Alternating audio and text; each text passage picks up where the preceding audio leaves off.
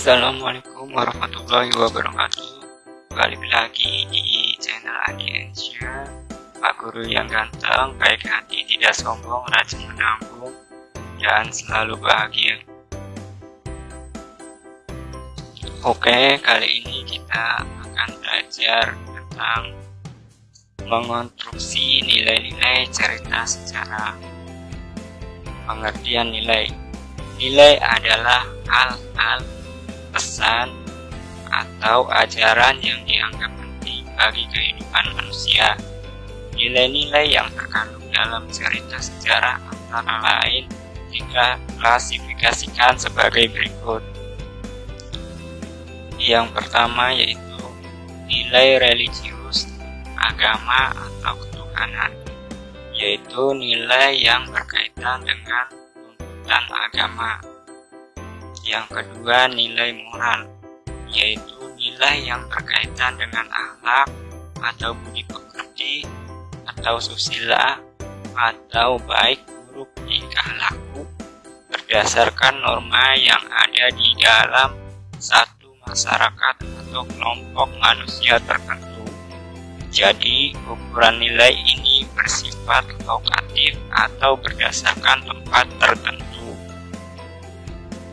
Yang ketiga, nilai sosial atau kemasyarakatan, yaitu nilai yang berkaitan dengan keselarasan atau keharmonisan hubungan antar manusia dalam masyarakat. Jadi, berkaitan dengan interaksi sosial antar manusia, baik sebagai individu maupun kelompok. Nilai yang keempat yaitu nilai edukasi atau pendidikan, yaitu nilai yang berkaitan dengan upaya mengajar, mendidik, atau mengubah karakter menjadi lebih pandai dan baik. Kemudian nilai yang kelima, nilai budaya, yaitu nilai yang berkaitan dengan adat istiadat atau kebiasaan masyarakat pada zamannya.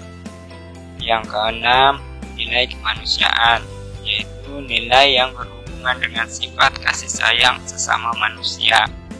Yang ketujuh, nilai ekonomi, nilai yang berhubungan dengan prinsip, konsep, atau hukum ekonomi atau perdagangan. Kemudian nilai hukum atau keadilan, nilai yang berhubungan dengan penegakan aturan atau norma dan keadilan menurut hukum.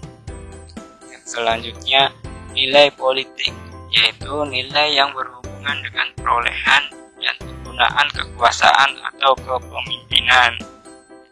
Kemudian, nilai estetika, nilai yang berkaitan atau kesesuaian dengan konsep keindahan.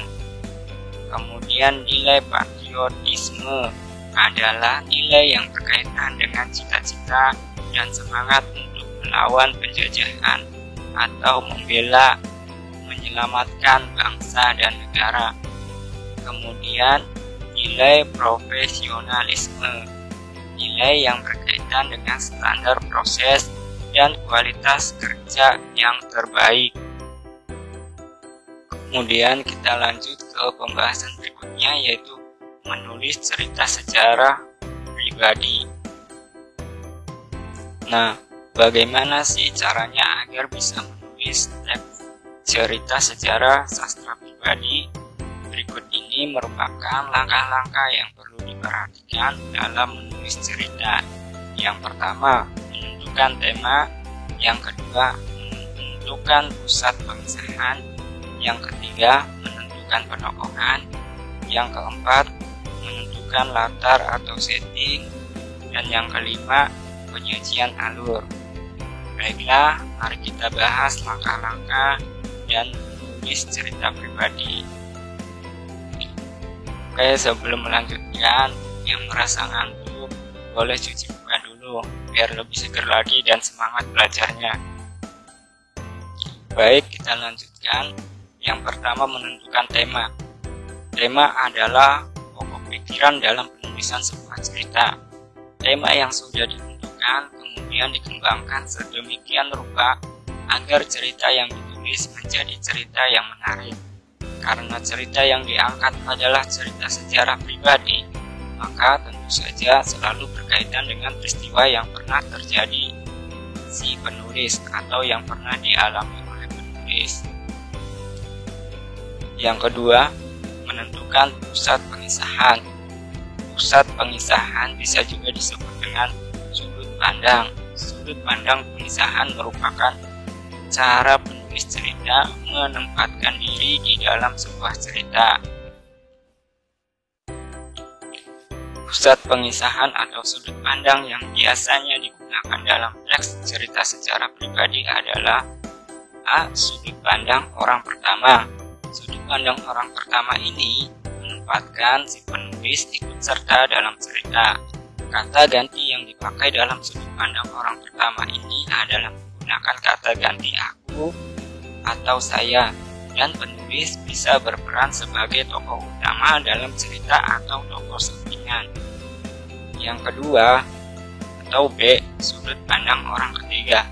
Sudut pandang orang ketiga ini menempatkan penulis sebagai orang yang serba tahu dalam jalan hidup cerita tokoh atau pelaku utama.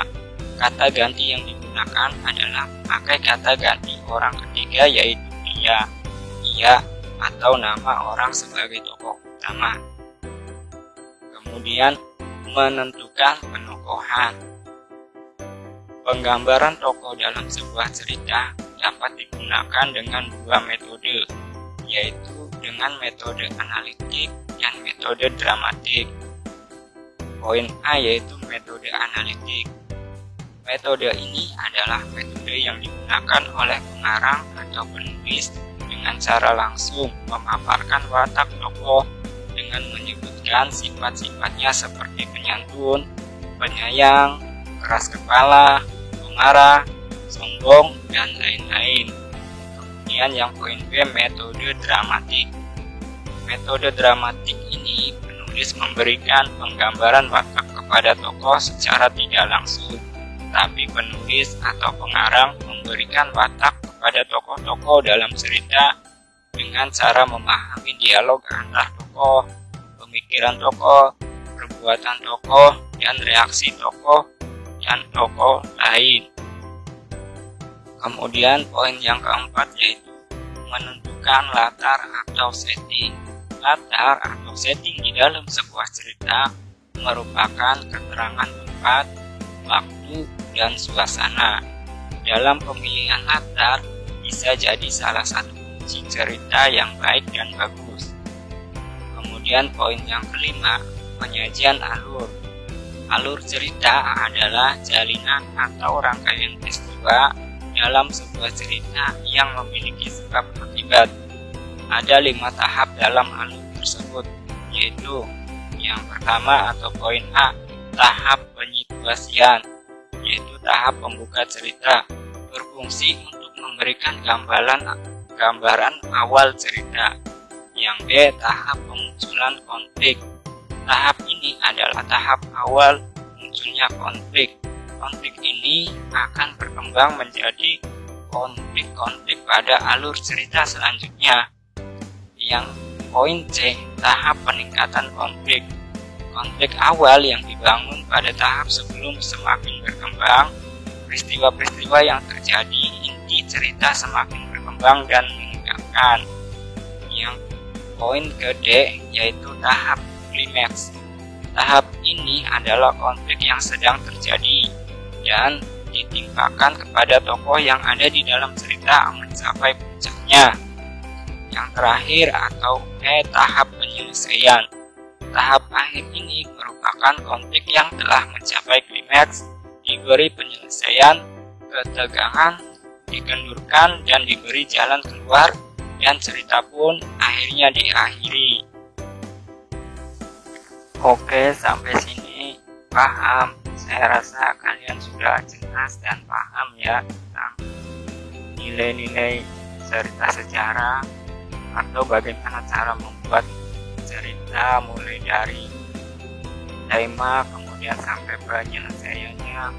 Nah, kemudian kita lanjut ke poin yang selanjutnya yaitu tentang biografi, autobiografi, dan pengertian memoir.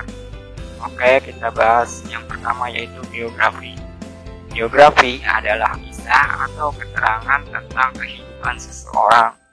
Sebuah biografi lebih kompleks daripada sekedar daftar tanggal lahir atau mati dan data-data pekerjaan seseorang.